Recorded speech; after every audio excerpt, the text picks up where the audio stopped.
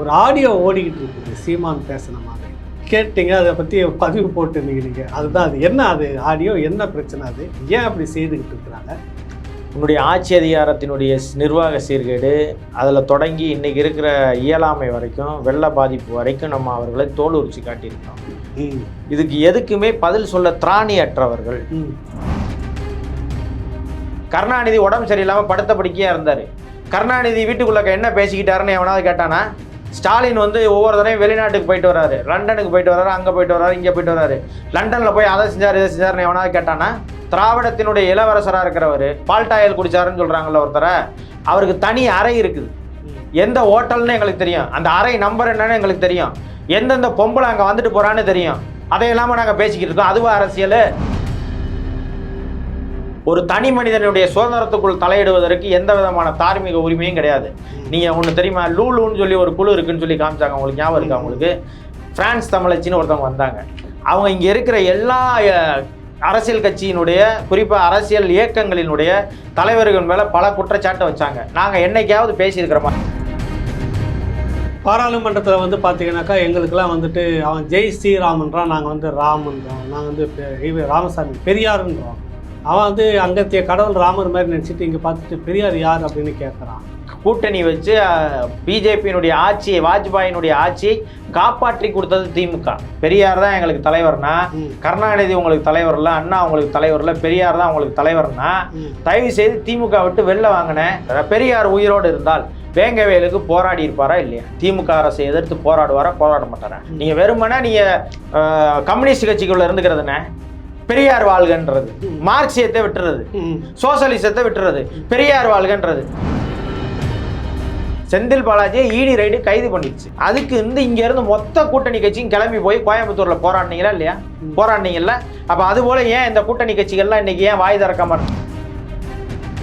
பிரதமர் மோடி ஸ்ரீராமருடைய சிலையை பிரதிஷ்டை செய்யக்கூடாது. ராமர் கோயிலில் 22 கும்பாபிஷேகம் நடக்குது. நாடே அதை பற்றி பார்த்துட்டு இருக்குது.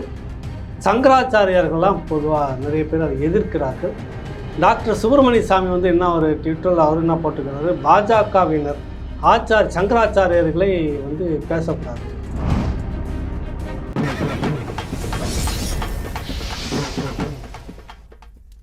ராவணா பார்வையாளர்கள், தமிழ் உறவுகள் மற்றும் ராவணா நல விரும்பிகளுக்கு வணக்கம். மருது மக்கள் இயக்கத்தினுடைய தலைவர் தம்பி முத்துப்பாண்டி நம்மோடு இருக்கின்றார். வணக்கம் தம்பி. வணக்கண்ணே.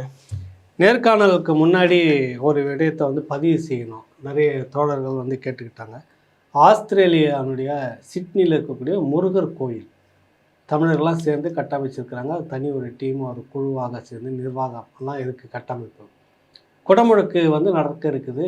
தமிழில் குடமுழுக்கு இல்லை அப்படின்னு ஒரு அந்த நிர்வாகம் வந்து அடம்பிடிச்சு சான்ஸ்கிரிட்டில் தான் குடமுழுக்கே பண்ணுவோம் அப்படின்னு சொல்லியிருக்கு. தமிழ்நாட்டிலேயே கிட்டத்தட்ட பெரும் போராட்டத்தை நிறைய பேர் முன்னெடுத்து நிறைய கோயில்களை இன்றைக்கி தமிழ் குடமுழுக்கு பண்ண தொடங்கியிருக்கிறப்ப, புலம்பெயர்ந்த ஒரு நாட்டில் அங்கே இருக்கக்கூடிய ஒரு தமிழர்கள் தமிழுக்காக வேண்டிய ஒரு கோயிலை கட்டி, அதுவும் முருகர் தமிழ் கடவுள் முருகன் பேரில் கட்டி சான்ஸ்கிரிட்டில் வந்து குடமுழுக்குன்றது மிக மோசமான ஒரு முன்னுதாரணமாக போயிடும்.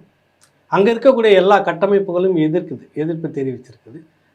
புலம்பெயர்ந்த நாடுகளில் இருக்கக்கூடிய எல்லாருமே அந்த சிட்னியில் இருக்கக்கூடிய அந்த கோயில் நிர்வாகத்துக்கு ஒரு பெரும் கண்டனத்தை பதிவு செய்ய வேண்டும் இந்த நேரத்தில் அப்படின்னு இந்த ராவணா மூலமாக தமிழ்நாட்டில் இருக்கக்கூடிய தமிழர்களுக்கும் இந்தியாவில் இருக்கக்கூடிய தமிழர்களுக்கும் ஈழம் உள்ளிட்ட புலம்பெயர்ந்த நாடுகளில் இருக்கக்கூடிய எல்லாருமே ஒரு கடும் கண்டனத்தையும் எதிர்ப்பையும் தெரிவிக்க வேண்டும் என்பதை இந்த நேரத்தில் அவர்கள் சார்பாக நம்ம அதை கேட்டுப்போம். முதல் கேள்வி வந்து என்னென்னா, ஒரு ஆடியோ ஓடிக்கிட்டு இருக்குது சீமான் பேசின மாதிரி. அதை பேசிட்டு போகலாமா? சொல்லுங்கண்ணே. கேட்டீங்க, அதை பற்றி பதிவு போட்டுருந்தீங்க நீங்கள். அதுதான் அது என்ன, அது ஆடியோ என்ன பிரச்சனை, அது ஏன் அப்படி செய்துக்கிட்டு இருக்கிறாங்க, நோக்கம் என்ன, சீமானை பற்றி என்ன நோக்கம் அவங்களுக்கு என்னவா? அவர்களால் வந்து அண்ணனுடைய கருத்துக்களை எதிர்கொள்ள முடியலன்னு தான் நான் பார்க்குறேன். திராவிடம் தோற்று போச்சுன்னு நம்ம பல தடவை சொல்லியிருக்கிறோம். திராவிடத்துக்கு தத்துவம் சொல்லுங்கடான்னு கேட்டிருக்கிறோம். உங்களுடைய கொள்கை என்ன, கோட்பாடு என்ன, உங்கள் மொழி என்ன, இப்படின்னு நம்ம பல கேள்விகள் எடுத்திருக்கோம். அரசியல் ரீதியாகவும் பல கருத்துக்களை நம்ம முன் வச்சிருக்கிறோம். உன்னுடைய ஆட்சி அதிகாரத்தினுடைய நிர்வாக சீர்கேடு அதில் தொடங்கி இன்றைக்கி இருக்கிற இயலாமை வரைக்கும் வெள்ள பாதிப்பு வரைக்கும் நம்ம அவர்களை தோல் உரிச்சு காட்டியிருக்கிறோம். இதுக்கு எதுக்குமே பதில் சொல்ல திராணியற்றவர்கள். இது மாதிரியான ஆடியோக்களை வெளியிட்டு கொண்டு இருக்கிறது வந்து நான் அருவருக்கிறேன். அது இது மாதிரியான விஷயங்களை நான் அருவருக்கிறேன். நான் அதை அருவருக்கத்தக்க செயலை பார்க்குறேன்னு. ஏன்னா ஒரு மனிதனுடைய தத்துவத்தை நீங்கள் வந்து கேள்வி எழுப்பலாம், அவனுடைய அரசியல் நிலைப்பாட்டை கேள்வி எழுப்பலாம், அவனுடைய கொள்கையை கேள்வி எழுப்பலாம், அவன் பேசுகின்ற பேச்சில் அவன் அரசியல் முன்வைக்கிற தத்துவத்தில் ஏதாவது நீங்கள் உங்களுக்கு முரண்பாடு இருக்குன்னா அதை கேள்வி எழுப்பலாம். ஆனால் அதை விட்டுட்டு அவர் அப்படி பேசிட்டார், இவர் இப்படி பேசிட்டாரு, அந்த பொம்பளையோட படுத்துட்டாரு, இந்த மாதிரி அசிங்கமாக பேசிட்டாருன்னு சொல்கிறது அரசியலை? நான் கேட்குறேன். அது உண்மையோ பொய்யோ அதெல்லாம் அப்புறம். அப்படியே பேசியிருந்தாலுமே இப்போ அது அப்படிதான் பேசுவோம்னு கூட வச்சுக்கோங்களேன். நான் என் வீட்டுக்குள்ள என்ன வேணாலும் தனிப்பட்ட கருத்து நீங்க என் வீட்டுக்குள்ள நான் என்ன வேணாலும் பேசுவேன்னே. நான் தனிப்பட்ட ஒரு அரங்கத்துக்குள்ள நான் என்ன வேணாலும் பேசுவேன். அதை ஒருத்தன் காப்பி பண்ணியோ ஆடியோ எடுத்தோ அதை வெளியிடலான்னு வச்சுக்கோங்களேன். அது மாதிரி உலகத்துல ஒரு ஐக்கியத்தனை எதுவுமே கிடையாது. ஏன்னா இன்னைக்கு நவீன வளர்ந்து நிற்கிது, உங்களுக்கு தெரியும். நான் என் வீட்டுக்குள்ள வெறும் துண்டை கட்டிக்கிட்டு கூட இருப்பேன், துண்டு கூட கட்டாம கூட இருப்பேன். அது என்னோட சுதந்திரம். என் வீட்டுக்குள்ளே பேசுகிறதையோ என் வீட்டுக்குள்ளே நான் எப்படி நடந்துக்கிறேன்றதையோ நீ பணம் பிடிச்சோ அதை வந்து காணொலியாக எடுத்தோ இல்லை அதை ஒரு இதை நான் பேசுகிறத நீ வந்து காப்பி பண்ணியோ ஒரு இடத்துல போடுறேன்னு சொன்னால் எடுத்தவனும் அயோக்கியன். அதை எடுத்து போடுறான் பாருங்க, அதை விட மகா அயோக்கியம் மட்டமான அயோக்கியம் தான். நான் அப்படி தான் நான் பார்க்குறேன். ஏன்னு சொன்னால் பல தடவை சொல்லியிருக்கிறேன், என் வீட்டுக்குள்ளே கேமராவை கொண்டு வராத, என் வீட்டுக்குள்ளக்க உன்னுடைய கருத்தை கொண்டு வந்து திணிக்காது, என் வீட்டுக்குள்ளக்க வந்து உன்னோட கேமராவையோ உன்னுடைய பார்வையோ என் வீட்டுக்குள்ளே வர வேண்டிய தேவை உனக்கு என்ன இருக்குது? அது என்னுடைய தனி மனித சுதந்திரம்னு, என்னுடைய இண்டிவிஜுவாலிட்டிக்குள்ளே என்னுடைய தனி மனித சுதந்திரத்துலையும் உனக்கு தலையிடுறதுக்கு எவனுக்குமே உரிமை கிடையாது. வெளிநாடுகள்ல எல்லாம் பார்த்தீங்கன்னா ஒரு 15 வயதை தாண்டிடுச்சுன்னு வச்சுக்கோங்க, ஒரு குழந்தை, ஆண் குழந்தையா இருக்கட்டும் பெண் குழந்தையா இருக்கட்டும், அந்த குழந்தை ஒரு அறைக்குள்ளே நீங்கள் போகிறதா இருந்தால் கதவை தட்டிட்டு தான் உள்ளே போக முடியும். அப்படி இருக்குது வெளிநாட்டில் உள்ள சட்டங்கள்லாம். அந்த பொண்ணு என்ன வேணாலும் செய்யலாம், அந்த குழந்தை என்ன வேணாலும் செய்யலாம், அது ஆணாக இருக்கட்டும் பெண்ணாக இருக்கட்டும். அதுக்கு தனியாக அறை கொடுக்கணும். அம்மா அப்பாவோட தங்க வைக்கக்கூடாது, அதுக்கு தனியாக அறை கொடுக்கணும்.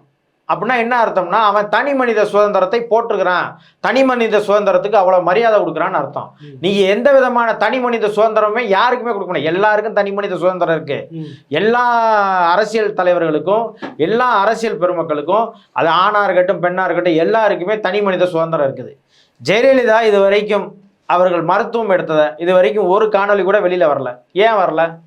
அவர்களுக்கு ஒரு தனி மனித சுதந்திரம் இருக்குது, சரிதானே? அவங்க அதுக்குள்ள என்ன எப்படி இருப்பாங்கன்னு தெரியாது. அவங்க இது போட்டுக்கிருந்தாங்களா, அவங்க முடிக்கு டை அடிச்சிருந்தாங்களா, இல்லை வெள்ளை முடியோட இருந்தாங்களா, ஆள் குண்டா இருந்தாங்களா, ஒல்லியா இருந்தாங்களா, சுடிதார் போட்டிருந்தாங்களா, சேலை கட்டியிருந்தாங்களான்னு கேட்கறதா அவன் வேலை. அதுவும் அரசியல். கருணாநிதி உடம்பு சரியில்லாமல் படுத்த படுக்கையா இருந்தார். கருணாநிதி வீட்டுக்குள்ள என்ன பேசிக்கிட்டாருன்னு எவனாவது கேட்டானா? ஸ்டாலின் வந்து ஒவ்வொரு தடையும் வெளிநாட்டுக்கு போயிட்டு வர்றாரு, லண்டனுக்கு போயிட்டு வர்றாரு, அங்கே போயிட்டு வர்றாரு, இங்கே போயிட்டு வர்றாரு. லண்டனில் போய் அதை செஞ்சார் இதை செஞ்சாருன்னு எவனாவது கேட்டானா? பேசினானா? ஏதாவது சொன்னானா? அப்படி பார்த்தா நீங்கள் அந்த திராவிடத்தினுடைய இளவரசராக இருக்கிறவர் பால்டாயில் குடிச்சாருன்னு சொல்கிறாங்கல்ல ஒருத்தரை, அவர் இங்கே உள்ள ஒரு பிரபலமான ஹோட்டலில் அவருக்கு தனி அறை இருக்குது. எந்த ஹோட்டல்னு எங்களுக்கு தெரியும், அந்த அறை நம்பர் என்னன்னு எங்களுக்கு தெரியும், எந்தெந்த பொம்பளை அங்கே வந்துட்டு போகிறான்னு தெரியும். அதை இல்லாமல் நாங்கள் பேசிக்கிட்டு இருக்கோம். அதுவா அரசியல்? அதுவா தத்துவம்? அதுவா கொள்கை? அதுவா கோட்பாடு? அது கிடையாது எங்களுடைய நிலைப்பாடு. ஒரு அரசியல் களத்தில் நீ அரசு செய்கின்ற தவறுகளை சுட்டி காட்டுறோம், அதுக்கு பதில் சொல்ல முடியும்னா பேசாமல் அமைதியாக இருக்கணும். எவன் ஆட்சியாளனோ அவன் எதுவும் பண்ணுறதில்லண்ணே. இந்த மாதிரி சில்லுண்டிகள், அட்ரஸ் இல்லாத அநாத நாய்கள், இந்த மாதிரியான பொறுக்கிகள், இணையதள கூலிப்படை, இளையதளத்தினுடைய சொரியாசிஸ் இல்ல, நீங்க பேசக்கூடாது இல்ல, இணையதளத்தின் சொரியாசிஸ்னு. ஊடகத்துக்காரங்க யாரும் அப்படிலாம் செய்யறதில்ல. நீங்க ஊடகவியலாளர், நியூஸ் 18 ஊடகவியலாளர், நியூஸ் 7 ஊடகம், நீங்க வந்து இந்த மாதிரி வந்து ஊடகங்கள்ல பணி செஞ்சுட்டு வெளியில வந்து நிறைய பேர் யூடியூப் நடத்துறாங்க. இப்போ நான் என்ன கேட்குறேன், நம்ம அவர் செந்தில்வேல் இருக்கார்ல, அவர் எங்கள் மேலே கடுமையாக விமர்சனம் வைக்கிறாரு. அவர் இப்படியான வேலையெல்லாம் இப்போ செஞ்சுக்கிருக்காரு. ஜீவ சகாப்தன், அவர் ஒரு ஊடகத்திலேருந்து வேலை செஞ்சுட்டு வந்தவர், அவர் எங்கள் மேலே விமர்சனம் வைக்கிறாரு, திராவிடத்தை தூக்கி பிடிக்கிறாரு. அவர் இந்த மாதிரியான கேவலமான விஷயங்கள் எல்லாம் செய்கிறாரா? அவர் ஒரு ஊடகவியலாளர். இப்படி அந்த ஊடகத்திலேருந்து பணி செஞ்சுட்டு வந்த எத்தனையோ பேர் வந்து தனியாக யூடியூப் சேனல் நடத்துகிறாங்க, ஊடகத்தை நடத்துகிறாங்க. அவங்க ஊடகவியலாளராக பொறுப்போடு நடந்துக்கிறாங்க. அவங்க வைக்கிற கருத்து மேலே எங்களுக்கு விமர்சனம் இருக்குது. அதாவது கருத்துக்கு கருத்து விமர்சனம் வைப்போமே தவிர ஒரு தனி மனிதனுடைய சுதந்திரத்துக்குள் தலையிடுவதற்கு எந்த விதமான தார்மீக உரிமையும் கிடையாது. நீங்க ஒண்ணு தெரியுமா, லூலுன்னு சொல்லி ஒரு குழு இருக்குன்னு சொல்லி காமிச்சாங்க, உங்களுக்கு ஞாபகம் இருக்கா? உங்களுக்கு பிரான்ஸ் தமிழச்சின்னு ஒருத்தவங்க வந்தாங்க. அவங்க இங்க இருக்கிற எல்லா அரசியல் கட்சியினுடைய குறிப்பாக அரசியல் இயக்கங்களினுடைய தலைவர்கள் மேல பல குற்றச்சாட்டை வச்சாங்க. நாங்க என்னைக்காவது பேசியிருக்கிறோமா? பெண்களை வைத்து பாலியல் சுரண்டல் செய்யக்கூடிய தலைவர்கள் அப்படின்னு தான் அவங்களுடைய பிரதான குற்றச்சாட்டு வச்சிருக்கிறாங்களா? இல்ல, நம்ம பேசினதே இல்லை. ஏன் பேசல? கடந்து ஏன் போறோம்? அவங்க ஒரு இயக்கத்துல இருக்கிறாங்க. அது அவங்களுடைய தனி மனித சுதந்திரம் சார்ந்தது, அவங்க தனி மனித ஒழுக்கம் சார்ந்தது. தனி மனித ஒழுக்கத்தை பேசுவதற்கு நம்ம அரசியல் செய்ய வரல. ஒவ்வொரு தனி மனிதனுடைய ஒழுக்கத்தை பற்றியும் பேசுறதுக்கு நம்ம அரசியல் செய்ய வந்திருக்கிறோம். அது இல்லை நம்ம வேலை. அப்படி பார்த்தா கருணாநிதியினுடைய தனி மனித ஒழுக்கத்தை நம்ம பேசிக்கிட்டு இருக்கோமா? அண்ணாவினுடைய தனி மனித ஒழுக்கத்தை பேசிக்கிட்டு இருக்கோமா? வனவாசம்னு ஒரு புத்தகம் எழுதியிருக்கிறார் கண்ணதாசன். அதுக்கு மேலே உங்களை அசிங்கப்படுத்துறதுக்கு வேற என்ன புத்தகம் வேணும்? விபச்சாரி வீட்டுக்கு போயிட்டு கருணாநிதி பணம் கொடுக்காம வந்துட்டாரு, அவங்க சர்வீஸ் சரியில்லைன்னு சொல்லிட்டு வனவாசம் புத்தகத்தில் இருக்குது. கண்ணதாசன் உயிரோடு இருந்த வரைக்கும் கருணாதாசனை கைது செய்யலாம், அந்த புத்தகத்தை வந்து தடை செய்யணும்னு கருணாநிதியே பேசலை. உங்களுக்கு சொல்றது புரியுதுன்னு நினைக்கிறேன். வான்கோழின்னு ஒரு புத்தகம் வந்திருக்குது.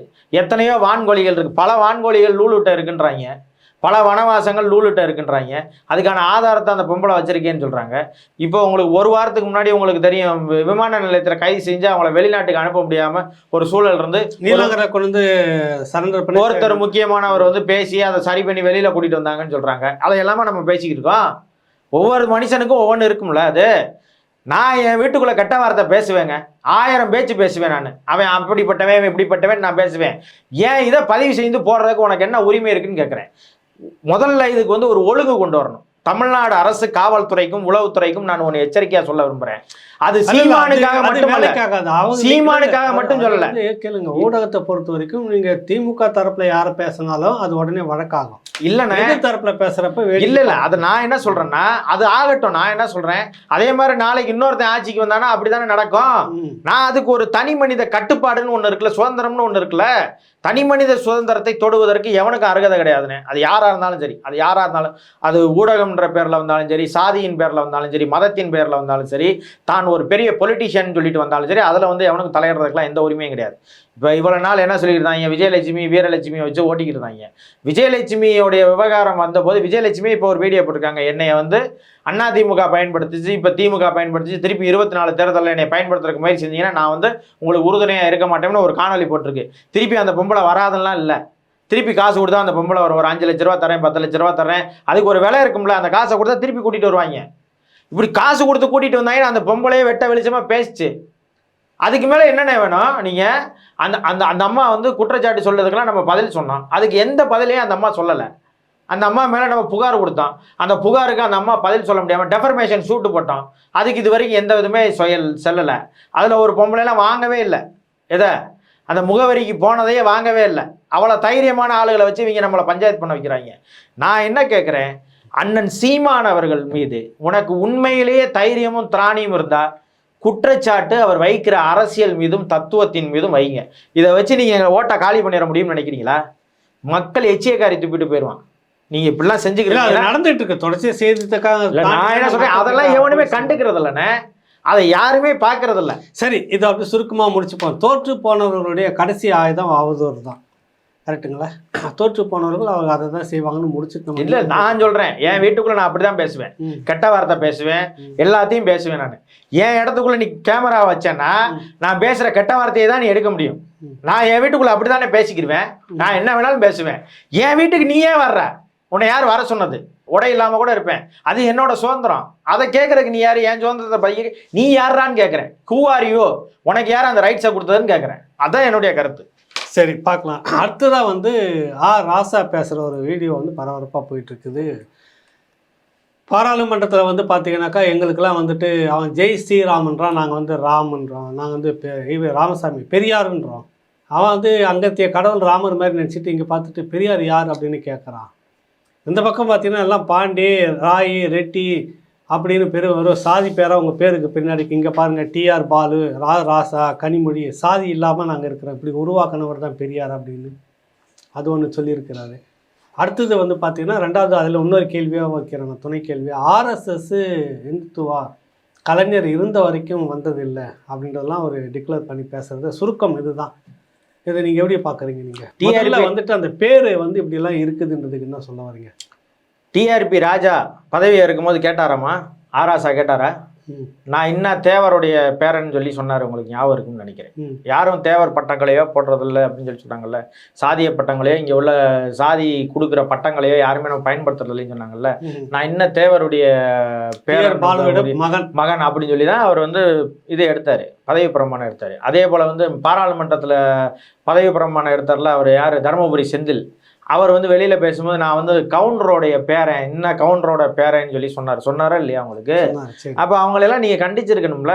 அதே போல் நான் என்ன கேட்குறேன், சங்கரராமன் கொலை வழக்கு நடந்துச்சுல உங்களுக்கு, அதில் சங்கராச்சாரியார் குற்றஞ்சாட்டப்பட்டு சிறைக்கு போனாங்க. அவங்க எல்லாருமே உள்ள வச்சாங்க. அப்போ அவங்க வழக்கு நடந்து கொண்டு இருந்துச்சு. அதுலேருந்து வெளியில் விடுதலை ஆகி வந்தாங்க.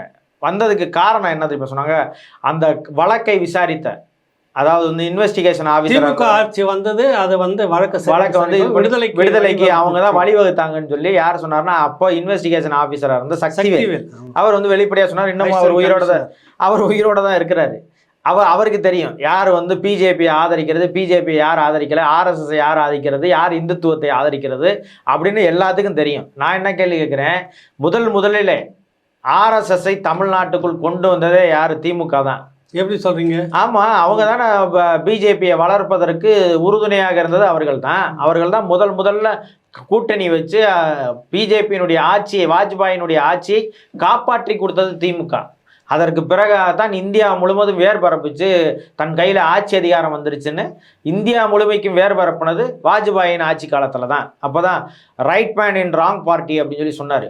ஆர்எஸ்எஸ்ல இருக்கிறவன் ரைட் மேன்னு எப்படி உங்களுக்கு சொல்றதுக்கு வாய் வந்துச்சுன்ற கேள்வி இருக்குல்ல. ஆர்எஸ்எஸ்காரன் ரைட் மேனா? ஆர்எஸ்எஸ்காரன் ஒருத்தன் இருக்கிறான்னா அவன் ரைட் மேனா? ஹீஸ் ரைட் மேன்னு உனக்கு சொல்றதுக்கு என்ன வாய் வந்துச்சு? காரணம் என்னன்னா, ஒன்று தான் பதவி, அதுதான் அவங்களுக்கு, அதுதான் நோக்கம். அப்ப ஆராசா அன்னைக்கே வந்து நான் வந்து திமுகவோட இல்லைன்னு சொல்லிட்டு அன்னைக்கே வந்து அண்ணன் வந்து திமுகவுல இருந்து வெளியில வந்திருக்கணும், அப்படின்னு கருணாநிதி நேரடியாவே சொன்னாரு. எப்படி திராவிட இயக்கம் போல ஆர்எஸ்எஸும் ஒரு சமூக அமைப்பு தான் அப்படின்னு சொல்லி பேசினவர் யாருன்னா கருணாநிதி.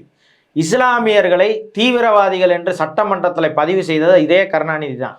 கோவை குண்டுவெடிப்பு நடந்தபோது, கோவை குண்டுவெடிப்பு வழக்கில் இஸ்லாமியர்களின் ஒவ்வொரு வீடுகளுக்குள்ளும் பூட்ஸ் காலோடு காவல்துறை அனுப்பியது இதே கருணாநிதி தான். காவல்துறை அனுப்பி ஒவ்வொருத்தனையும் தூக்கி போட்டு மிதித்து எண்ணற்ற இஸ்லாமியர்களை உள்ளே சிறைப்படுத்தியது இதே திமுக அரசு தான்.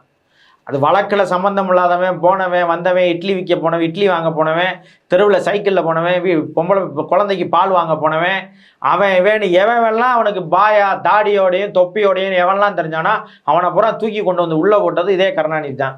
இதை நான் பேசலை. அந்த திமுகவுக்கு ஆதரவு கொடுக்குற இன்னைக்கு இருக்கிற இஸ்லாமிய இயக்கங்களே மானக்கேடாக கருணாநிதியை திட்டியிருக்கிறாங்க. அவங்க பேசுனதை கேட்டுட்டு தான் நம்மளும் பேசுகிறோம். அந்த மாதிரி வந்து ஒரு கொடூரமான மனநிலை கொண்டவர் கருணாநிதி. அந்த கட்சியில் இருந்து கொண்டு அண்ணா பேசவே கூடாது. இன்னொன்று சொல்கிறேன், பாஜகவை முதல்ல சட்டமன்ற கணக்கை தமிழ்நாட்டில் தொடங்கி வைத்தது யாருன்னா திமுக தான். 4 சட்டமன்ற உறுப்பினர்களை அழைத்து கொண்டு திமுக உள்ள கூட்டிட்டு போனது வந்து திமுக தான். அந்த வேலையை செஞ்சவர், திறம்பட செய்தவர் கருணாநிதி அவர்கள் தான். அதே போல வந்து இல்ல இந்த வரலாறுலாம் பாராளுமன்ற தேர்தலில் ஐயா நல்லக்கண்ணு அவர்களை தோற்கடித்து சிபி ராதாகிருஷ்ணனை வெல்ல வைத்து முதல்ல மத்திய அமைச்சராக்கியது இதே கருணாநிதி தான். ஆராசா அவர்கள் ஒன்று திமுக விட்டு வெளில வந்துட்டு இதெல்லாம் பேசணும். என்ன சொல்றீங்க? பெரியார் தான் எங்களுக்கு தலைவர்னா, கருணாநிதி உங்களுக்கு தலைவர் இல்ல, அண்ணா உங்களுக்கு தலைவர் இல்ல, பெரியார் தான் உங்களுக்கு தலைவர்னா தயவு செய்து திமுக விட்டு வெளில வாங்கினேன். வெளில வந்து பெரியார் பேர்ல ஒரு இயக்கம் தொடங்கி நீங்க உட்காந்து பேசிக்கிட்டே இருங்கன்னே நாங்க உங்களை எதுவுமே கேட்கல. ஆனா திமுகல இருந்துகிட்டு பெரியார் புனிதர், பெரியார் புனிதமானவர்னு நீங்க பேசாதீங்க. கருணாநிதியை தலைமையை ஏற்றுக்கொண்டு, கருணாநிதி மகன் ஸ்டாலின் தலைமையை ஏற்றுக்கொண்டு திமுகவில் இருந்து கொண்டு இதை பேசுவதற்கு, திமுக காரர்களுக்கு பெரியாரை பத்தி பேசுவதற்கு எந்த அருகதையும் இல்லைன்னு தான் நான் சொல்ல வரேன். அதே போலதான் இல்ல இப்ப நாங்க பேசாதமா அருகதை இல்லைன்னு நாங்க பேசுவோம், நீங்க பேசுங்க. நான் என்ன கேட்கிறேன், நான் என்ன கேட்கிறேன்னா திமுகல இருந்துட்டு பெரியார பேசாதீங்க, திமுக விட்டு வெளியில வந்துட்டு பேசுங்க. திமுக தான் இவ்வளவு வேலை செஞ்சிருக்கின்றேன். அவர் ஆர்எஸ்எஸ்க்கு எதிரானவர் யாரு? பெரியார். அப்படிதானே நீங்க சொல்றீங்க. அதே போல வந்து பிஜேபிக்கு எதிரான, பிஜேபியின் கருத்துக்களுக்கு வலதுசாரிகளுக்கு எதிரானவர் பெரியார்னு நீங்க தான் சொல்றீங்க. சாதியவாதத்துக்கு எதிரானவர் பெரியார்னு நீங்க தான் சொல்றீங்க. அப்ப இதையெல்லாம் சொல்ற நீங்க பெரியாருடைய பெரியார் தான் எனக்கு தலைவர்னு சொல்ற நீங்க திமுகல இருந்து கொண்டு சொல்லாதீங்கன்னு சொல்றேன். திமுக இதுக்கெல்லாம் எதிரானதுன்னு சொல்றேன். இப்ப பாருங்க, வேங்க வயல் பிரச்சனை நடந்துச்சு. உங்களுக்கு நல்லா தெரியும் வேங்கவேல் பிரச்சனை நடந்துச்சு. வேங்கவேல் பிரச்சனைக்கு இது வரைக்கும் எங்க அண்ணன் ஆராசா திருப்பி சொல்லாதீங்க. எங்க அண்ணன் ஒரு தடவை கூட போலையா? கட்சியில முக்கியமான ஒரு மந்திரி அவர் தம்பியை வந்து கொண்டதே 12 வருஷமா நாங்க எடுத்துக்கிட்டு இருக்கிறோம், இது உடனே கண்டுபிடிச்சிருமான்னு திமுக சார்பில் கேள்வியே கேட்டாங்க. வேங்க வயல் ஒன்றும் அவ்வளோ அவசியம் முக்கியம் இல்லை. திமுக 10 வருஷம் ஆட்சியில் இல்லைண்ணே. அவங்க கேட்டா அப்படிதான் சொல்லுவாங்க, நாங்க 10 வருஷமா ஆட்சியில் இல்லை, அப்போ வந்து ஜெயலலிதா இருந்தாங்க, அவங்க கண்டுக்காம விட்டுட்டாங்க. வந்து 2 வருஷம் ஆச்சு, அதையே நாங்கள் பெரிய அளவு முக்கியத்துவம் கொடுத்து கண்டுபிடிக்கல. இது என்ன இப்போ தானே நடந்துச்சு, வெயிட் பண்ணுங்கன்னு ஒரு 10 வருஷம் ஆகட்டும்னு சொல்ல வராங்க. அதை நீங்கள் பேசாதீங்க. அது அவங்க கட்சிக்காரங்க கூட அதை கண்டுபிடிக்காம போகிறாங்க, அது நமக்கு தேவையில்லை. ஆனால் ஒரு சமூகம் குற்றப்படுத்தப்பட்டிருக்குது, ஒரு சமூகம் வந்து அதாவது என்ன உளவியலாக குற்றப்படுத்தப்பட்டிருக்குது. நான் வந்து மலத்தோட தண்ணியை குடிச்சிட்டேன்டான்னு சொல்லுது. நான் இந்த ஊருக்காரன்னு சொன்னால் என்னை எல்லாரும் கேவலமாக பார்ப்பான், நாளைக்கு என் ஊருக்கு பொண்ணு கொடுப்பானா இல்லை என் பொண்ணு வேறவனா கட்டுவானான்னு அவங்க ரொம்ப ஊனப்பட்டிருக்கிறாங்க. அந்த இடத்திற்கு அண்ணன் ஆராசா ஒரு தடவையாவது போயிருக்கிறாரா? மேல்பாதி கிராமத்தில் வந்து பாதிக்கப்பட்டிருக்கிறாங்க மக்கள். உங்களுக்கு தெரியும், அந்த கோயிலை பூட்டு போட்டாங்க. அங்கே இருக்கிற பறையர் மக்கள், வன்னியர்கள் வந்து உள்ளே விட மாட்டாங்க, பறையர்கள் வந்து உள்ள நுழையணும்னு கேட்குறாங்க. அதுக்கு எதிராக வந்து அந்த மேல்பாதி கிராமத்தில் உள்ள அந்த கோயிலை வந்து பூட்டு போட்டி வச்சிருச்சு திமுக அரசு. இவர் ஒரு தடவையாவது அதை எதிர்த்து பேசியிருக்கிறாரா? பெரியாரின் மாணவனாக இதை எதிர்த்து பேசியிருக்கிறாரா? பெரியார் உயிரோடு இருந்தால் வேங்கவேலுக்கு போராடி இருப்பாரா இல்லையா? திமுக அரசை எதிர்த்து போராடுவாரா? போராட மாட்டாரா? மேல்பாதியினுடைய சிக்கலுக்கு எதிர்த்து போராடி இருப்பாரா? போராடி இருக்க மாட்டாரா? அந்த கேள்விக்கு அண்ணன் ஆராசா அவர்கள் பதில் சொல்லணும். அது சொன்னா தான் நமக்கு தெரியும். நீங்க வெறுமனா நீங்க கம்யூனிஸ்ட் கட்சிக்குள்ள இருந்துக்கிறதுனே பெரியார் வாழ்கன்றது, மார்க்சியத்தை விட்டுறது, சோசியலிசத்தை விட்டுறது, பெரியார் வாழ்கன்றது எதுக்குடா இந்த ஈனத்தனம்னு கேட்கிறேன். மார்க்சிஸ்ட்னு சொல்லிக்கிறது அதுல என்ன ஈனத்தனம் இருக்குது? பெரியார் எதுக்குன்னு பேசுறாங்க புரட்சியாளர். அதனால நான் என்ன கேட்கிறேன், எல்லா நாட்டுல இருக்கிற நீங்க மார்க்சிய தத்துவத்தை பேச மறந்து விட்டீர்கள்னு சொல்றேன். பெரியார மட்டும் ஏன் பேசுறீங்கன்னு கேட்கிறேன். பேசுறேன், இதையும் பேசுறேன். எங்க பேசுறீங்க? புரட்சியாளர்கள். சரி, நான் என்ன கேட்கிறேன், வேங்கவேலுக்கு நீங்க பண்ண போராட்டம்னா, வேங்கவேலுக்கு போராட்டம்னா, மேல்பாதிக்கு நீங்க பண்ண போராட்டம்னா என்ன போராட்டம் பண்ணீங்க சொல்லுங்க பார்ப்போம். எங்க அண்ணன் திருமாவளவன் தான் திரும்ப அதை குறித்து பேசிக்கிட்டே இருக்கிறாரு. கூட்டணி கட்சிக்குள்ள இருந்தாலும் வேற வழியே இல்லாம அந்த மக்களுக்காக பேச வேண்டிய சூழல் அவருக்கு இருக்குது, அதனால பேசுறாரு. அது எப்படின்னா மெல்ல வருடி கொடுத்து பேசுறாரு. இதே அதிமுக ஆட்சியா இருந்துச்சு, எடப்பாடி ஆட்சியில இருந்திருந்தாருன்னா இப்படிதான் நீங்க போராடிக்கிட்டு இருப்பீங்களா? நிறைய கட்டமைப்புகள் சேர்ந்து பெரிய போராட்டத்தை முன்னெடுத்திருப்பாங்க, ஆரம்பிச்சிருப்பாங்க. ஒன்றும் இல்லை, இடி ரைடு. யார? செந்தில் பாலாஜியை இடி ரைடு கைது பண்ணிடுச்சு. அதுக்கு இங்க இருந்து மொத்த கூட்டணி கட்சியும் கிளம்பி போய் கோயம்புத்தூர்ல போராடினீங்களா இல்லையா? போராடினீங்கல்ல. அப்ப அது போல ஏன் இந்த கூட்டணி கட்சிகள்லாம் இன்னைக்கு ஏன் வாய் திறக்காம இருக்கீங்க? தனிப்பட்ட ஒரு நபருடைய கைதுக்கு கொந்தளிச்சவங்க ஒரு சமூகத்தினுடைய அவலத்தை, சமூகத்தினுடைய கேடை நீங்க கண்டிக்க தவறுனீங்கன்னா அப்ப நீங்க மிகப்பெரிய அயோக்கியர்கள், மிகப்பெரிய திருடர்களாக அங்க இருந்து திருடர்களுக்கு ஆதரவு தந்துகிட்டு இருக்கீங்க. வெறும் அற்ப அரசியல் வெற்றிக்காக, வேற ஒண்ணுமில்ல, அற்ப பதவிகளுக்காக. அதுதான் நான் வந்து அவங்களுக்கு பதிவு செய்ய விரும்புறேன். அண்ணா ஆராசா அவர்கள் இதை பேசுவதற்கு அண்ணனுக்கு முழு தகுதி இருக்குது, அதுல எந்த மாற்று கருத்தும் இல்லை. தகுதியோடு இருக்கிறீங்க. ஆனா திமுகவில் இருந்துட்டு பேசாதீங்கன்னு. நீங்க வெளியில வாங்க, அழகா ஒரு திராவிட இயக்கம் பேர்ல ஒரு இயக்கத்தை கட்டுங்க, எங்களுடைய தலைவர் பெரியார்னு பேசுங்க, பெரியாரின் கொள்கைகளை முன்னெடுத்து போங்க. அண்ணனுக்கு நானே மேடை போட்டு தரேன், அண்ணன் நல்லா பேசட்டும், அண்ணன் வந்து பெரியாரின் கொள்கைகளை பேசட்டும். இதுல என்ன இருக்குது உங்களுக்கு? நான் என்ன கேட்கிறேன், அண்ணன் வந்து துர்கா ஸ்டாலின் அவர்களுக்கும் பி.கே. சேகர் பாபு இந்து சமய அறநிலைத்துறையினுடைய அமைச்சராக இருக்கிற பசுமடம் கட்டி கொடுத்தார்ல, அதெல்லாம் ஒரு தடவை பேசுங்க. ஆனால் பசுமடம்லாம் கட்டி கொடுக்கக்கூடாதுன்னு, நம்மளாம் பெரியார் வழி வந்தவர்கள்னு, நம்ம திராவிட இயக்கத்திலேருந்து உள்ளே வந்தவங்கன்னு, அதனால் தயவுசெய்து பசுமடம்லாம் கட்டாதீங்கன்னேன்னு சொல்லுங்கள், காவி வேட்டிலாம் கட்டாதீங்கன்னேன்னு சொல்லுங்கள், தாடியெல்லாம் வளர்க்காதீங்கன்னேன்னு சொல்லுங்கள், நீங்கள் இதெல்லாம் சபரிமலைக்கெல்லாம் போகாதீங்கன்னு சொல்லுங்கள். தாடி வளர்க்கலாம் தனி மனிதருடைய விருப்பம், என்னுடைய விருப்பெல்லாம் அதில் நீங்கள் தானே சொன்னீங்க, பெரியார் எங்கள் தலைவர், எங்களை வழி நடத்துகிறவர் அவர் தான், நீங்கள் தான் சொல்கிறீங்க. பாஜகவினுடைய RSS ஊர்வலத்துக்கு திமுக தான் பல இடங்கள்ல அனுமதி கொடுத்துருக்குது. எடப்பாடி காலத்துல கூட அனுமதி கொடுக்கப்படல, RSS ஊர்வலம் நடக்கல. திமுக தானே அதிகமான இடங்கள்ல RSS ஊர்வலம் நடத்துவதற்கு அனுமதி கொடுத்தது யாருன்னு? இதே திமுக தானே, இதே திமுக தானே நடத்தி இருக்குது. நமக்கு தெரியுதுல எவ்வளவோ திமுகவுக்கு கேலோ இந்தியான்னு ஒரு விளையாட்டுனே, அது இந்தியாவில் எந்த மாநிலத்திலையும் பிஜேபி உள்ள மாநிலங்கள்ல இன்னும் நடத்தி முடிக்கல, அதுக்குள்ள திமுக வாங்கிட்டு வந்தீங்க நடத்துறீங்களே, நீங்க தான் இந்த பிஜேபி எதிர்க்கிற லட்சணமா? திமுக இளைஞர் நலனை வளர்க்க நாங்கள் பார்க்கணும், வளர்க்கட்டும்னே. கேலோ இந்தியா வந்து பிஜேபி கொண்டு வந்த விளையாட்டு, பிஜேபி மாநிலங்கள்ல இன்னும் நடத்தி முடிக்கல, மொத்தமே 4 மாநிலங்கள்ல தான் நடந்திருக்குது. போன வருஷமே போய் காத்திருந்து நின்று இந்த வருஷம் நடத்துறதுக்கு நீங்கள் அனுமதி வாங்கிட்டு வந்து இங்கே வந்து அந்த மோடி தான் இந்த விளையாட்டை வந்து தொடங்கி வைக்கணும்னு போய் அவர்கிட்ட போய் பத்திரிக்கை கொடுத்து அவரை கூட்டிகிட்டு வர வேண்டிய தேவை என்ன இருக்குது? கேலோ இந்தியா விளையாட்டை கூட ஒரு பிரதமரை அழைக்கிறோம். என்னங்க, முதலமைச்சர் அழைங்க, உங்க கூட்டணி கட்சி தலைவர்கள் அழைங்க. இந்தியா கூட்டணின்னு ஒரு கூட்டணி இருக்குல்ல, அந்த கூட்டணியில பல தலைவர்கள் இருக்கிறாங்கல்ல, அந்த தலைவர்களை எல்லாம் அழைச்சு நீங்க கேலோ இந்தியாவை நடத்துங்க. ஏன் நடத்த மாட்டீங்க? மோடி வந்தா தான் கேலோ இந்தியா நடக்குமா? அப்படிதான் எல்லா மாநிலத்திலையும் நடத்தி இருக்கிறாங்களா? கிடையாதுல்ல. அப்ப நீங்க ஏன் ஓடி போய் நீங்க மோடியை கூட்டிட்டு வந்து இந்த கேலோ இந்தியா விளையாட்டை நடத்த வேண்டிய தேவை என்ன இருக்குது? சரி, ரைட்டு, இவ்வளவு பேசுறீங்கல்ல. நம்ம இவருங்க கருணாநிதி அவர்களினுடைய சிலையை வந்து ஓமந்தூர் இதில் வந்து நீங்கள் திறந்தீங்க. நம்ம ஓமந்தூர் மருத்துவமனையில் திறந்தீங்க, ஓமந்தூர் ரெட்டியார் மருத்துவமனையில் திறந்தீங்க. அங்கே திறந்த கருணாநிதி சிலையில் யார் திறந்து வச்சது? யார் திறந்து வச்சா? வெங்கையா நாயுடு. வெங்கையான்னு போட வேண்டியதானே, ஏன் நாயுடுன்னு போட்டீங்க? இன்னமும் சிலையில் இருக்கே நாயுடுன்னு. ஏன்? அது சாதி இல்லைங்க, அது ஒரு யூனிவர்சிட்டியில் படிச்சு வாங்கின பட்டம். சரி, ரைட்டு, ஓகே. அப்போ வந்து நம்ம ஈவே ராமசாமி நாய்க்கர் அப்படின்னு சொல்லி தெலுங்குல வந்து இங்கே இருந்த பெரியார் படத்தை வந்து ஈவே ராமசாமி நாய்க்கர்னு சொல்லி போட்டு வெளியிட்டாங்கல்ல. யார்? ஐயா கி வீரமணி அவர்கள் தான் வெளியிட்டாங்க. அதை ஒரு தடவை கண்டித்து பேசுங்க. பெரியாரை எப்படி நாய்க்கர்னு நீங்கள் போட்டு எப்படி தெலுங்குல வெளியிடலான்னு ஒரு வார்த்தை சொல்லுங்க பார்ப்போம். அண்ணே, தயவு செய்து நீங்கள் பெரிய அறிவாளி, பெரிய ஜீனியஸு, பெரியாரை கரைத்து கொடுத்தவர், அம்பேத்கரை கரைத்து கொடுத்தவர், எல்லாத்தையும் இது பண்ணக்கூடாது. மிகச்சிறந்த பேச்சாளர், அதிலெல்லாம் எந்த மாற்றுக்கிறது, ஒரு அறிவாளி, அதிலெல்லாம் எந்த மாற்று கருத்தும் இல்லை. திமுகவில் இருந்துட்டு இதை பேசாதீங்கன்னு திரும்ப நான் சொல்கிறேன். என்னென்னா, திமுகவுக்கு பெரியாரை பற்றி பேசுவதற்கோ அம்பேத்கரை பற்றி பேசுவதற்கோ எந்த அருகதையும் கிடையாது, திமுகவுக்கு கிடையாதுண்ணே. சரி, அடுத்தது பெரியார் விருது. தமிழ்நாடு அரசுடைய பல விருதுகள், அதில் வந்துட்டு பெரியார் விருது ஐயா சுப வீரபாண்டியன் அவங்களுக்கு கிடைச்சிருக்கிறது. அது எப்படி பொருத்தமானதாக பார்க்குறீங்களா? அதை மிக பொருத்தமானதாக நான் பார்க்குறேன். ஏன்னா அவர் வந்து பெரியாருடைய கொள்கைகளை தாண்டி பயங்கரமாக உழைச்சிருக்கிறாரு. இது வரைக்கும் பெரியார் கருத்துக்களை வந்து பயங்கரமாக எல்லா இடத்துலையும் மூளை முடுக்கெல்லாம் கொண்டு போய் சேர்த்துருக்கிறாரு. கருஞ்சட்டை பதிப்பகம்னு ஒன்று நடத்துகிறாரு. ஆனால் என்ன ஒன்றுன்னா, சமூக நீதி அப்படின்னா கண்காணிப்பு குழுன்னு ஒன்று கொடுத்துருக்குறாங்கன்னு நினைக்கிறேன் திமுக. இது வரைக்கும் எந்த சமூக நீதியும் காக்கலை. அதனால் அவர் கொடுக்கலாம், பெரியார் பட்டம் கொடுக்கலாம். அதாவது என்னென்னா, சமூக நீதியை காப்பாற்றி இருந்தாருன்னா கொஞ்சம் யோசிச்சிருக்கணும். சமூக நீதியை காப்பாற்றாதனால அவருக்கு பெரியார் விருது கொடுக்கலாம். சாதிவாரி கணக்கெடுப்பு நடத்தி பிரதிநிதித்துவம் கொடுங்கடான்னு நம்ம வீதியாக பேசி கேட்டுக்கிட்டு இருக்கோம். இது வரைக்கும் சமூக நீதியை காப்பாற்றுறதுக்கு எந்த எல்லளவுமான வேலையே செய்யலை. அவர் செய்யாத ஒருத்தருக்கு பெரியார் விருது மிக பொருத்தமானவர் தான். அது மிகச்சரியாக தான் இருக்குது.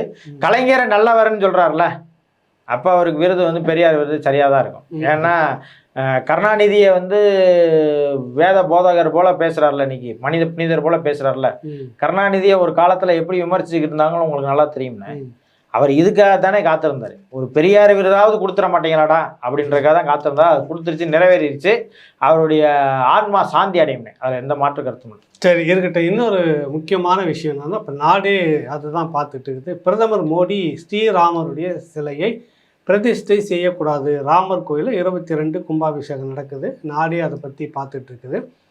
சங்கராச்சாரியார்கள்லாம் பொதுவாக நிறைய பேர் அதை எதிர்க்கிறார்கள். டாக்டர் சுப்பிரமணிய சாமி வந்து என்ன ஒரு ட்விட்டரில் அவர் என்ன போட்டுக்கிறாரு, பாஜகவினர் சங்கராச்சாரியர்களை வந்து பேசக்கூடாது அப்படின்னு சொல்லிட்டு இந்த மாதிரி இருக்கக்கூடிய மடாதிபதிகளை எதிர்க்கிறாங்க. சில பேர் வந்து எதிர்க்கிறாங்க, ஆச்சாரியர்கள் சில பேர் வந்து எதிர்க்கிறாங்க. அவர்களெல்லாம் வந்து எதிர்த்து கண்டனம் தெரிவித்து கண்டிப்பதை, பேசுவதை, எழுதுவதை நிறுத்த வேண்டும் அப்படின்னு அந்த பக்கம் டாக்டர் சுப்பிரமணிய சாமி சொல்கிறாரு. என்ன நடக்குது இப்போ இதில்? அதாவதுண்ணே, அவங்க ராமர் கோயிலை கட்டி முடித்து கும்பாபிஷேகத்துக்கு நாங்கள் எல்லாத்துக்கும் அழைப்பு கொடுக்குறோம்னு அந்த தேர்தலுக்காக வந்து அவங்க அந்த வேலையை செய்கிறாங்க. ஆனால் வந்து சங்கராச்சாரியார்கள் வந்து எப்படின்னா, சங்கராச்சாரியார்களின் வரலாறை நம்ம ஒரு தடவை பேசிட்டா தான் அதோடைய அர்த்தம் தெரியும் மற்றவங்களுக்கு. ஏன்னா இங்கே எல்லாருமே நிறைய பேர் நான் இந்துன்னு நினச்சிட்டு இருக்கான்ல, நிறைய பேருக்கு இந்துன்னு சொல்லி சர்டிஃபிகேட்டில் இருக்கிறதுனால நம்ம இந்துன்னு நினச்சிட்டு இருக்கான்ல, அவங்களுக்கெல்லாம் புரியுற மாதிரி சொல்லணுன்றாங்க. ஆதி சங்கரர் இருக்கிறார் இல்லையா, ஆதி சங்கராச்சாரியார் இருக்கார் இல்லையா, அவர் வந்து இந்து மதத்தை பரப்புவதற்காக ஒரு 4 மடங்களை தோற்றுவித்தார். அதாவது இந்தியாவில் வந்து ஒரு 4 மடங்கள்.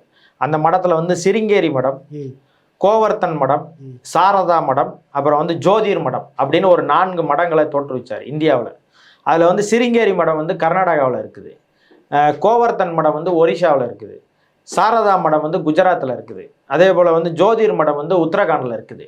இந்த 4 மடங்கள்லேயும் அவங்க சங்கராச்சாரியார்களை நியமித்தாங்க. 4 மடங்கள்லையும் அந்த சங்கராச்சாரியார்களின் வேலை என்னன்னா, இந்து மதத்தை போதிப்பது.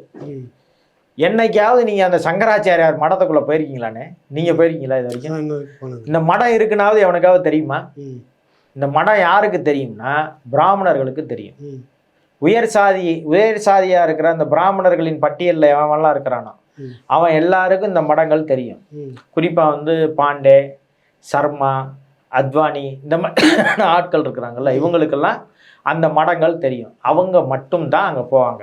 நீங்க போனதில்ல, நான் போனதில்ல, இங்க இருக்கிற தமிழ்நாட்டில் இருக்கிற எவனுக்குமே இப்படி ஒரு மடம் இருக்கிறதே தெரியாது. கருணாநிதி பையன் ஸ்டாலின் இருக்கான்ல, ஆமா, அவன்லாம் அவன்லாம் வந்து என்கிட்ட வந்தான் நின்னான் அப்படின்னு சங்கராச்சாரிய ஒரு முறை பேட்டி கொடுத்ததை பார்த்துருந்தேன். அதாவது என்னன்னா இல்லை, நான் பிராமின்னு போற வராங்க, குறிப்பா பெரியாருடைய வழி வந்தவர்களும் அங்கே செல்கிறார்கள் சொல்ல வரல. நீங்க சொல்றது சரிதான். நான் என்ன கேட்குறேன்னா, அந்த மடத்துக்கு ஏன் வந்து உங்களுக்கு தெரியாதுன்னா, இந்துக்களுக்கு அது அப்படி ஒரு மடம் இருக்கிறதுனே தெரியாது. அந்த மதம் வந்து இந்து மதம் என்பது எனக்கான மதம் அல்ல அப்படின்றக்காக சொல்றேன். நான் பிராமணர்களுக்கான மதம் அப்படின்றது தான் அது அதனுடைய கோடா நான் சொல்றேன். இந்த 4 மடத்தினுடைய தலைமை பீடாதிபதி இருக்கிறாங்களா சங்கராச்சாரியார்கள், அவங்க 4 பேரும் இந்த கோயில் திறப்பு விழாவுக்கு நான் வரமாட்டேன் அப்படின்னு அறிவிச்சிருக்கிறாங்க. ஒவ்வொரு மடாதிபதியும் ஒவ்வொரு கருத்தை சொல்றாங்க. ஒரு மடாதிபதி என்ன சொல்றாருன்னா, 50% வேலைகள் தான் முடிக்கப்பட்டிருக்கிறது. 50% வேலைகள் முடிக்கப்பட்டிருக்கிற இந்த கோயிலில் இவர்கள் கும்பாபிஷேகம் நடத்தி நான் வந்து கோயிலை திறக்கிறேன்னு சொல்றது வந்து இந்து மத விதிகளுக்கு எதிரானது. அதனால நாங்க கலந்து கொள்ள முடியாது. ஏன்னா நாங்க முழுவதுமா ஆச்சாரமா இந்து மதத்தை மட்டுமே கடைபிடிக்க, அது என்ன கோட்பாடு சொல்கிறதோ, வேதங்கள்ல என்ன சொல்லியிருக்கிறதோ அதை மட்டுமே கடைபிடித்து வாழ்பவர்கள் நாங்கள். குறிப்பா அவங்களுக்கு தெரியும், காஞ்சி அந்த சங்கரநாமன் கொலை வழக்கில் இருந்த சிறையில் இருந்தவர் தன்னுடைய மலத்தை இலையில தான் போனாருன்னு சொல்லி உங்களுக்கு தெரியும். சிறையில் வந்து சிறைத்துறை அதிகாரிகள் அவர்கள் வந்து இலையில போடுவதற்கு அனுமதிக்கணும்னு ஜட்ஜே வந்து ஒரு ஜட்ஜ்மெண்ட் கொடுத்தாருன்னு சொல்லி ஒரு இது இருக்குது. அவங்க இலையில தான் மலத்தையே கழிச்சிருக்கிறான். அப்போ நீங்கள் அவனுக்குன்னு ஒரு கோட்பாடு வச்சுட்டு வாழ்ந்துக்கிட்டு இருக்கான். நம்ம இந்துக்கள் யாராவது அப்படி வாழ்கிறோமா? அப்படி கிடையாது. அப்போ இவர்கள் வந்து ஒரு கோட்பாட்டை வச்சுன்னா 50% வந்து முடிஞ்சிருக்கிற ஒரு கோயிலை வந்து இந்து மத விதிகளுக்கு எதிராக தன்னுடைய லாபத்திற்காக மோடி திறக்கிறாரு, அதனால இந்த இதில் நாங்கள் கலந்துக்கிற மாட்டோம்னு ஒரு மடாதிபதி அறிவிச்சிருக்காரு. இன்னொரு மடாதிபதிகிட்ட கேட்குறப்ப அவங்க என்ன சொல்கிறாங்கன்னா, ராமரை வந்து வேத முறைப்படி தான் அவருக்கு வந்து ஓதங்களும் வேத முறைப்படி தான் நடத்தணும். இந்து மத கோயில்களுக்குன்னு சில கட்டுப்பாடு இருக்குது, அந்த கட்டுப்பாடுகளை எல்லாம் மோடி மீறுகிறார். அதை வந்து நாங்கள் தான் தொட்டு பிரதிஷ்டை பண்ணணும், அப்படி எங்களுக்கு பிரதிஷ்டை பண்ணுவதற்கான அழைப்பு கொடுக்கப்படல, அதனால நாங்கள் புறக்கணிக்கிறோம் அப்படின்னு சொல்லி ஒரு மடம் அறிவிச்சிருக்குது. இன்னொரு மடத்தினுடைய மடாதிபதி என்ன சொல்கிறாருன்னா, எல்லோரும் போய் கலந்துக்குங்க, இது இந்த ராமர் கோயில் விஷயத்தில் ராமர் கோயில் திறப்பு விழாவுக்கு எல்லாரும் போய் கலந்துக்குங்க, ஆனால் நாங்கள் கலந்துக்க முடியாது. ஏன்னு சொன்னால் எங்களுக்குன்னு ஒரு வேத முறை இருக்குது, இந்து மதத்திற்கென்று வேறு வேத முறை இருக்குது, அந்த வேத முறையை இவர்கள் பின்பற்றவில்லை, அதனால் நான் கலந்து கொள்ள முடியாதுன்னு அறிவிச்சிருக்கேன். இப்படி வந்து 4 சங்கராச்சாரியார்களும் வேற வேற விதமான கருத்துக்களை சொல்லி, எப்படி கருத்து சொன்னாலும் நோக்கம் புறக்கணிக்கிறோம் அப்படின்றது நோக்கம். நான் பிராமின் அவர் வந்து பிரதிஷ்டை செய்யக்கூடாது. இல்ல நான் பிராமின்களால் நடத்தப்படுதுன்றதை விட நாங்க தான் முடிவு பண்ணுவோம் சொல்றான். ஒரு கோயில்னா அந்த கோயில் திறக்கிறதா முடிக்கிறதா தேதி கொடுக்கறதுல இருந்து எல்லாமே நான் தான் முடிவு பண்ணுவேன்னு அவன் சொல்றான். இன்னொன்னு, நாங்க தான் எவன் வரணும் எவன் வரக்கூடாதுன்னு முடிவு பண்ணுவோம்னு சொல்றான். அதுதான் இதுல இருந்து விளக்கம். இன்னொன்னு என்னன்னா, இதை சொல்லிட்டு, நாங்கள் ஒருபோதும் மோடிக்கோ RSSக்கோ பிஜேபிக்கோ எதிரானவர்கள் அல்ல, ஆனால் இவர்கள் இந்து மதத்தின் முறைப்படி இவர்கள் கடைபிடிக்கவில்லை, அதனால் நாங்கள் புறக்கணிக்கிறோம்னு சொல்லியிருக்காங்க. இதுதான் இதில் உள்ள அர்த்தம். இதை அப்படியே இவங்க என்ன பண்ணுறாங்கன்னு கேளுங்க. மற்ற எல்லா கட்சிக்காரனுக்கும் இன்விடேஷனை கொடுத்து இந்தியா கூட்டணியிலேருந்து எவனும் வரமாட்டான், இந்தியா கூட்டணியிலேருந்து எவனும் வரமாட்டான், இந்தியா கூட்டணியிலேருந்து எவனும் வரமாட்டான், இவர்கள் ராமருக்கு எதிரானவர்களாக இருக்காங்க, ராமர்களுக்கு எதிரானவர்களாக இருக்காங்கன்னு பரப்புரை செஞ்சுக்கிட்டு இருக்காங்க. இது வந்து வட மாநிலங்களில் பெரும் தாக்கத்தை ஏற்படுத்தி கொண்டு இருக்குது. இப்போ திமுகவிலேருந்து யார் போகிறாங்களா போகலையான்னு தெரில. இப்போ இவங்க ஒன்று இப்போ இந்தியா கூட்டணியில் இருக்கக்கூடிய காங்கிரஸ் புறக்கணிக்குது. நாங்கள் வந்து ராமரை ஏற்கிறோம், கோயிலை ஏற்கிறோம், கோயிலுக்கு போகிறது பற்றிலாம் எங்களுக்கு ஒன்றும் தடை இல்லை, ஆனால் இது RSS பின்னணியில் பாஜக பின்னணியில் இது வந்து ஒரு சின்ன அரசியலுக்கு நாங்கள் போக மாட்டோம்னு காங்கிரஸ் சொல்லுது. மம்தா பானர்ஜி சொல்கிறாங்க. அப்புறம் பெருனா இன்னொருத்தர் வந்து நிதிஷ்குமாரா, நிதிஷ் அவர் சொல்கிறாரு. இப்படி அதே போல் அவங்க நம்ம உத்தரப்பிரதேசில் முலாயம் சிங் யாதவ் பையன் அவர் சொல்லிட்டார். இப்படி கிட்டத்தட்ட எல்லாருமே சொல்லிட்டு இருக்கிறப்ப அதில் இருக்கக்கூடிய முக்கியமான கட்சி திமுக வாயை இது வரைக்கும் திறக்கல. அவங்க வந்து மறைமுகமா யாரையாவது அனுப்பினாலும் அனுப்பிடுவாங்க. இல்ல சேகர்பாபு சேகர்பாபு போறதுக்கு நான் அவனை ஏற்பாடு பண்றது கேட்டுக்கிட்டே இருக்கேன். அதான் போனாலும் போவாரு, சொல்ல முடியாது. ஏன்னா அந்த அளவுக்கு தான் இருக்குது திமுகவோட நிலைமை. அதுபோல் வந்து இவர்களை பொறுத்தளவுக்கு அண்ணன் அதான் நேற்று வந்து பொதுக்குழுவில் பேசிட்டு சந்திக்கும் போது சொன்னார், ஆமாண்ணா பிஜேபியோட தலைவர் வந்து ராமர், பொதுச்செயலாளர் வந்து விநாயகர்ரான்னு சொல்லிட்டு வந்தார் காமெடியாக. அதுபோல் நான் சொல்கிறேன், அவர்களுக்கு மதம் தானே அரசியல், சாமி தானே அரசியல், கோயில் தானே அரசியல், வேறு எந்த அரசியலும் அவர்களுக்கு கிடையாது. பிஜேபிக்கு சரி ஆர்எஸ்எஸ்க்கு சரி இந்த ரெண்டு தத்துவத்தை முன்னிறுத்தி தான் அவர்கள் வேலை செய்கிறாங்க. இந்த சங்கராச்சாரியார்கள் கலந்து கொள்ளாததுக்கு இதுதான். மோடி இந்து இல்லைன்னு சொல்றாங்க, வேற ஒன்றும் கிடையாது. நான் இந்து இல்லைன்னு சொல்றாங்க, நீங்க இந்து இல்லைன்னு சொல்றாங்க. வந்து விளக்கத்தை தெளிவாக சொல்லி இருக்கிறார்கள் சங்கராச்சாரியார்கள். நீங்கள் யாரும் இந்துக்கள் அல்ல, நாங்கள் தான் இந்துக்கள்ன்றதை அவங்க முழுவதுமா நினைச்சிருக்காங்க. நாங்கள் இந்துக்கள் இல்லைன்னு நாங்கள் பல தடவை நாங்கள் சொல்லியிருக்கோம். இப்போ சங்கராச்சாரியார்களே வெளிப்படையே சொல்றாங்க. இது வந்து வட இந்தியாவில் இருக்கிறவர்கள் புரிந்து கொள்ளணும், இங்கே இருக்கிறவர்கள் புரிந்து கொள்ளணும், அண்ணாமலையை பின்பற்றுபவர்கள் புரிந்து கொள்ளணும். இந்து முன்னணி, ஆர்எஸ்எஸ், பிஜேபி, பஜ்ரங் தள் இந்த மாதிரி வந்து இந்துத்துவ அமைப்புகளில் இருக்கிற இந்துக்கள்னு சொல்லிக்கிட்டு இருக்க இவங்க புரிஞ்சுக்கணும், சங்கராச்சாரியார்கள் தான்டா இந்துக்கள், நீங்கள் இந்துக்கள் இல்லைன்னு புரிஞ்சுக்கணும். அதைத்தான் சங்கராச்சாரியார்கள் விளக்கி இருக்கிறாங்க. நல்லது, நிறைய தகவல்களை வந்து பரிமாறி இருக்கீங்க. நன்றி, வணக்கம். நன்றி.